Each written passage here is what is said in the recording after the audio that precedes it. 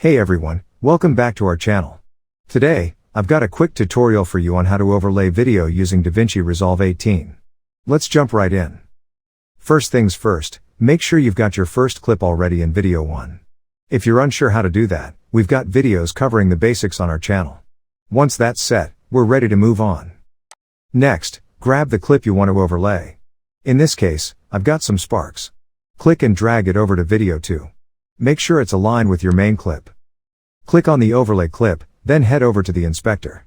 Under Video, you'll find options to adjust the overlay. Here, we can zoom in or out. Make sure the Y-axis is linked for proper scaling. Now, with the positioning tools, you can move the overlay to your desired location. In this example, let's position it. And there you have it. That's how you overlay footage in Davinci Resolve 18. Like and subscribe to our channel.